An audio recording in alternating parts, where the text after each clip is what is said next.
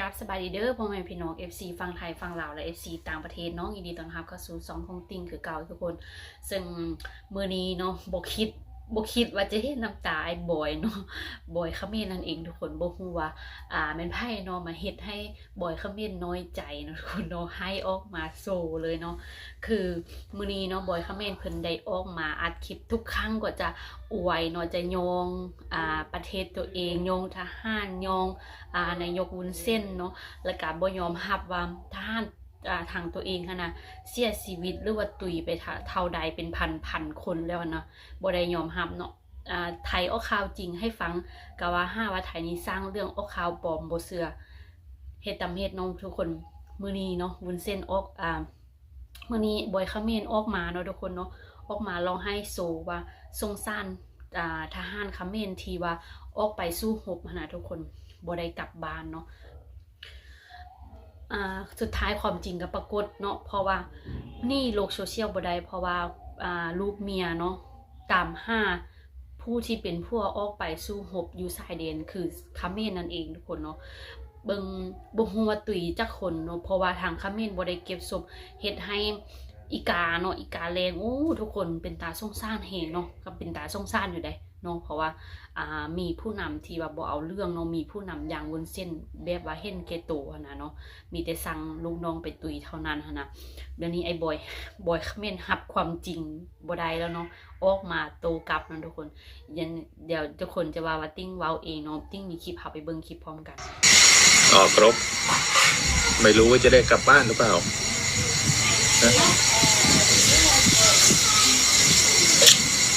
กูแม่งแบบโอ้โหเห็นภาพเนี้ย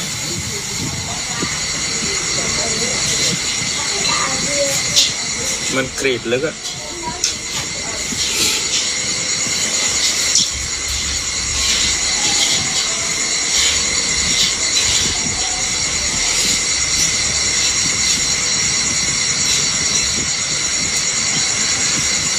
สงครามไม่ได้ทำให้ใครได้ดี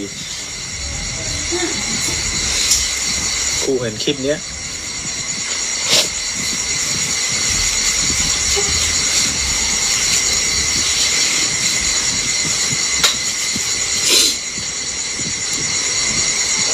ยังเคยวิดีโอเนี่ยยังตวัดบ้านมาผม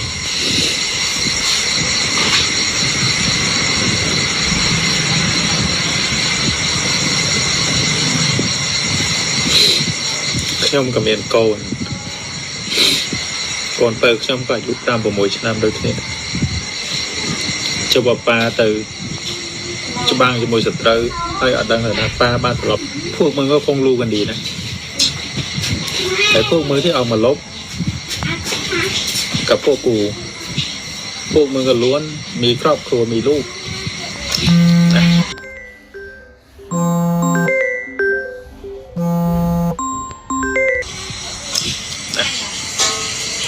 ลูกมึงครอบครัวของพวกมึงรอมึงกลับบ้านไม่ต่างอะไรจากลูกของทหารของพวกกูเป็นไงละบอยฮันเลยเนาะทุกคนเนาะเจอความจริงบ่ได้เนาะรับความจริงบ่ได้อยากให้ไทยเนาะอยากให้ทางฝั่งไทยนี่ยุติเพราะว่าทางใดเนาะเฮ็ดสงครามก็มีการสูญเสียทางฝั่งไทยก็สูญเสียทางเขมรก็สูญเสียอันนี้เป็นคำเว้าของบอยเขมรเองเนาะทุกคนเนาะเพราะว่ามีแต่การสูญเสียนะแล้วก็ไปสู้รบบ่ฮู้ว่าลูกเมียเนาะอยู่เฮือนท่าแต่ว่าทหารท่านไปทหารทางฝั่งเขมรเนาะไปแบบว่าโดยที่บ่ได้กลับมาเฮือนนะถึงจะกลับถึงจะตุยอยู่สายแดนก็บ่มีไผเก็บมาเนาะเก็บศพมามีแต่แบบว่าศพที่ว่าเป็นผู้ที่ว่ามีอำนาจหรือว่ามีสั้นตำแหน่งเนาะลูกน้องก็อาจจะเอามาแต่ว่าอันนี้แบบทหารธรรมดาทั่วไปทหารรับจ้างก็ตุยฟรีๆทุกคนเนาะอันนี้ก็เป็นตาหน้าฟังอยู่เนาะอันนี้คือเป็นความจริงแล้วเพราะว่าทุกครั้งที่บอยเขมรนี่ออกมาโมเฮงเนาะมื้อนึงบ่จักกี่พันคลิปบ่จักกี่ร้อยคลิปแหละเพิ่นออกมาโมออกมาอวยนายกเพิ่นมื้อนี้เพิ่นบ่เข้าข้างเนาะออกมาเว้าแล้วเนาะทุกคนเนาะทุกคนมีความคิดเห็นอะไรสามารถเมนอยู่ใต้คลิปติ้งได้เนาะคลิปนี้ติ้งขอตัวลาไปก่อนเนาะสบายดี